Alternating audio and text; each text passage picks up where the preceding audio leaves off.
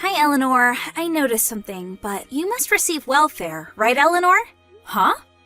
What is this suddenly? I don't receive welfare. I know that there are people who receive welfare because they can't make a living without it, but we don't meet those requirements. That must mean you're receiving it illegally. No, it means that there's no need for us to receive welfare. Don't bend my own words, please. But you're a single mother no matter how you look at it, right, Eleanor? And you're not working no matter how you look at it as well. But you still manage to make a living, which must mean that you're receiving welfare. I already told you this several times, right? I have a husband and he has a job, so we have no problem supporting ourselves. But I haven't seen your husband even once in the last 3 months since I moved here. He's been on a business assignment for a year, and he's going to be returning soon. There's no use lying like that. I'll find out immediately. Please don't make me repeat myself. Can you not understand what I'm telling you? I told you, I understand that you're receiving welfare. No! No need to get mad. If you really have no intention of understanding, then please don't contact me anymore. I'm not going to deal with you any more than I have to as well from now on. Huh? I still have household chores to do, so goodbye. Hi, Eleanor. I just arrived at the station. Welcome home, Christopher. I can't believe that your one-year assignment is finally over. Yep, it's finally over. Thanks for taking care of the house while I was gone. No problem. Oh, you're going to be visiting your parents' house first, right? Yep. It's on the way to our house, so I can't really just pass it by. And I want to visit my father's grave as well. By the way, I invited your mother to dinner today. Oh. Is that so? It's your mother we're talking about, so she's probably going to make you go home quickly to see your wife and children, which is why I invited her to dinner. I understand. Got it. So, I should bring Mom with me, right? Yep, thanks. Hi, Eleanor. Sorry, but could you come pick me up at the north exit of F Station? What? F Station is the station nearest your office, right? What happened? Well, you see, ever since I went to work on the day after coming home from my assignment, I've been being followed by a strange woman. Huh? Seriously? Well, at first I thought it was just a coincidence or that I might just be imagining things, but at first I just saw her in the station or in the train, but today she was waiting for me in front of my office. What? I go to the station nearest our house, the station by bicycle, so I think she doesn't know where we live yet, but I walk from F Station to my office, and I think that's when she must have followed me. I was stalked just back then from the office to F Station. For some reason, I think she was trying to hug me. Huh? That's when I panicked and fled into the men's bathroom near the north exit stairs and... It isn't someone from your company, right? It probably isn't. Almost all of the women who enter our office wear suits or casual office clothes, but this woman wears clothing that's extremely revealing and wears extremely heavy makeup. No woman from our company dresses like that to work. It's probably meant as some sort of fashion. It makes her stand out in a bad way. I think she's probably in her late 30s. Just listening to your description gives me the shivers. Looking at her is worse. All right, I'll come pick you up. I'll have to give our children to your mother, so it might take a while. It's all right. I can wait. I'll call Mom about it as well. Yep, thanks. Wait for me there. Eleanor, could you come out of your house for a second? Huh? I'm waiting at the park near your house. What is it, Emma? I told you I didn't want to have to deal with you any more than I have to. Just come out, will you? There's something very important that I want to tell you. Fine, I'll come and meet you.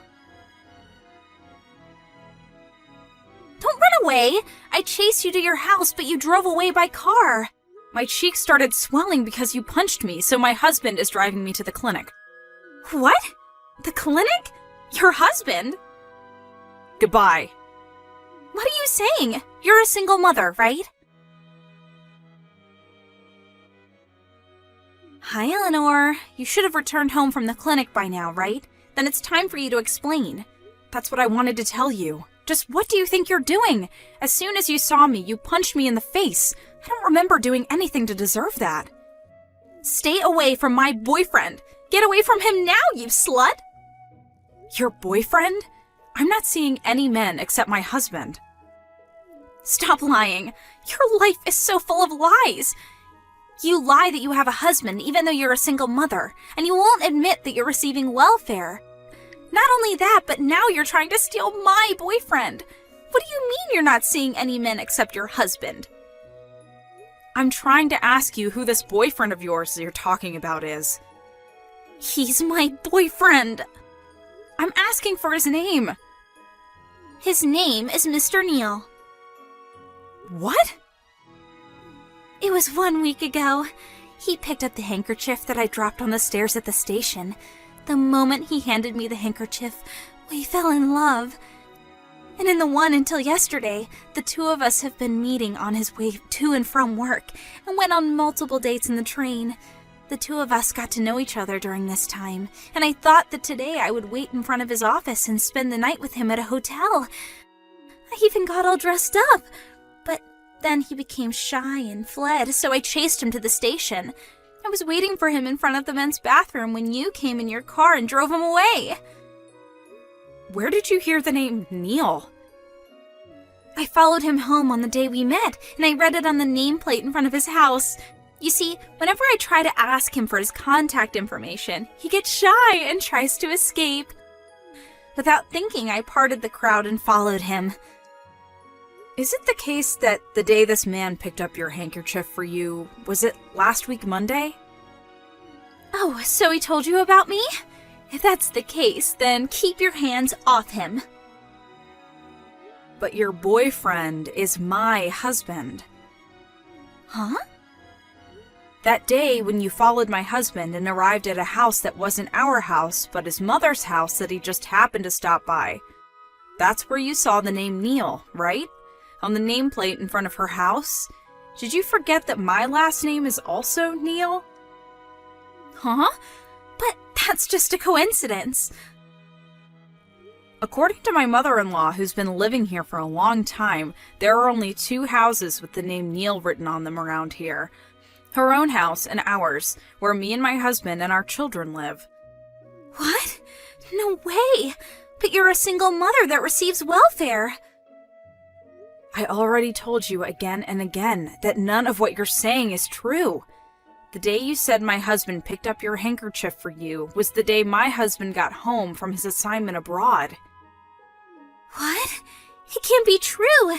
He's my boyfriend. Then can you say his full name? What? His last name is Neal. Can you tell me his first name? If you say that he's really your boyfriend, then you must have his contact information, right?